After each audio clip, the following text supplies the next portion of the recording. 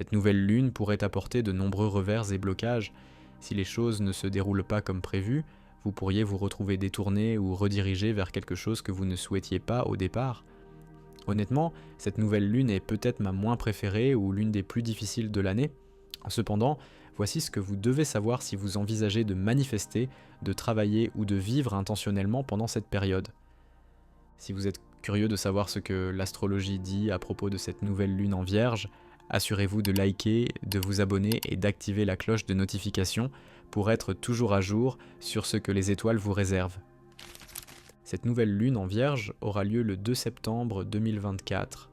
Les nouvelles lunes marquent toujours le début d'un cycle lunaire lorsque le Soleil et la Lune se trouvent ensemble dans un signe.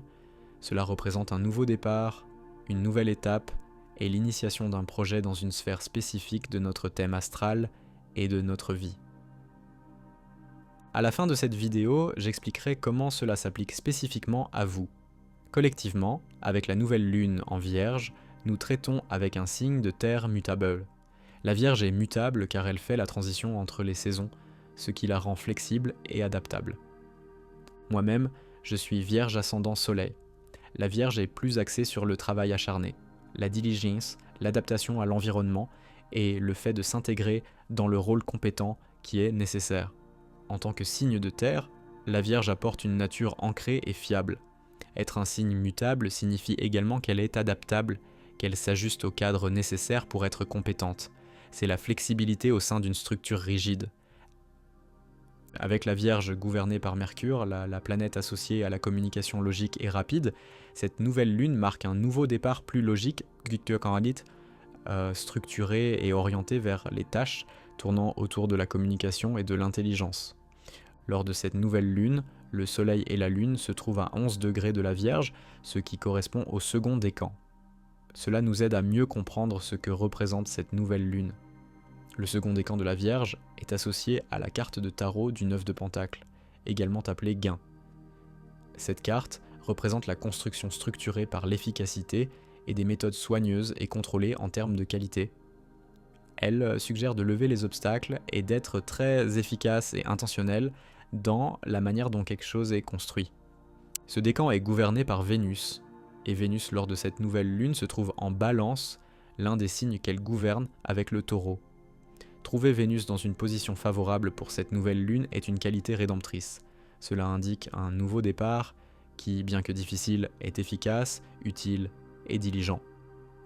Cependant, ce n'est pas particulièrement amusant ou excitant et il pourrait y avoir du travail ardu à faire. Ce qui est particulier avec cette nouvelle lune, c'est qu'elle est en opposition étroite avec Saturne, qui est rétrograde.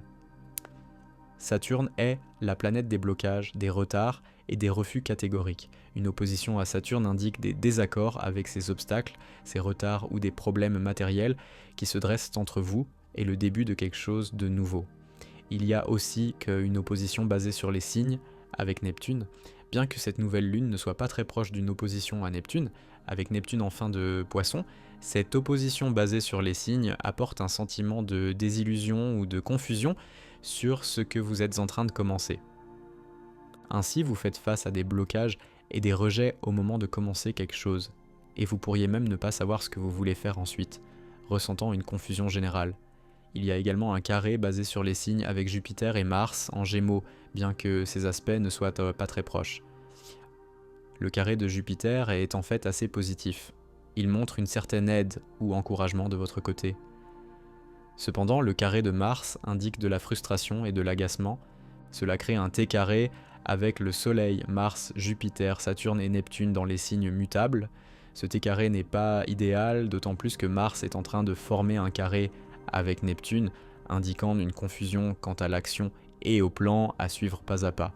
Vous pourriez vous sentir dépassé et incertain quant à la manière de progresser. Je vous encourage à patienter. Ce n'est pas une nouvelle lune qui va démarrer rapidement ou en douceur. Cela pourrait prendre du temps, mais ça passera. En attendant, vous pourriez vous sentir bloqué, confus et frustré par le manque de direction. Il y a aussi un trigone basé sur les signes, avec Uranus en Taureau et Pluton en Capricorne, mais ces aspects ne sont pas très proches non plus. Cela montre en général que, malgré la confusion, vous voyez les choses d'une manière abondante et concentrée. Vous comprenez ce qui se passe, même si vous n'êtes pas sûr des prochaines étapes en raison des blocages et des redirections que vous vivez. Heureusement, comme je l'ai mentionné plus tôt, Vénus est dans son propre signe de la Balance, ce qui suggère qu'il y a un sens de l'harmonie sociale et de la coopération pendant cette période. Je ne vois pas cela comme causant du drame ou étant axé sur des conflits sociaux, il s'agit plutôt de logistique d'affaires qui ne vont pas bien. Dans l'ensemble, cela ressemble à un nouveau départ assez frustrant, où vous avez du mal à faire avancer les choses.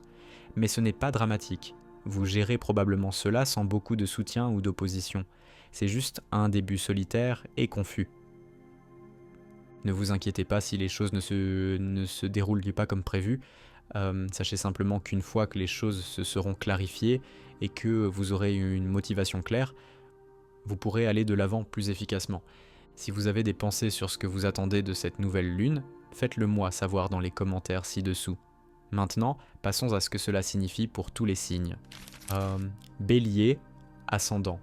Cette nouvelle lune est dans votre 6e maison de la santé physique et des collègues. Vous pourriez commencer un nouveau régime de santé, une routine de bien-être ou quelque chose lié à votre environnement de travail quotidien, comme embaucher ou démarrer un effort d'équipe. Taureau ascendant, cette nouvelle lune est dans votre 5e maison de la romance et de la créativité. Vous pourriez commencer à sortir avec quelqu'un de nouveau, même si cela pourrait être un peu difficile, ou vous lancer dans un nouveau projet créatif. Gémeaux, ascendant. Cette nouvelle lune est dans votre 4e maison, qui est la maison et la famille. Vous pourriez déménager, commencer quelque chose de nouveau avec votre maison, ou initier un projet avec des membres de votre famille. Cancer ascendant. Cette nouvelle lune est dans votre 3e maison des tâches quotidiennes, de la productivité et de la communication. Elle pourrait également impliquer des voyages à court terme. Vous pourriez commencer un nouveau projet d'écriture, de création de contenu ou quelque chose lié à vos trajets quotidiens. Lion ascendant.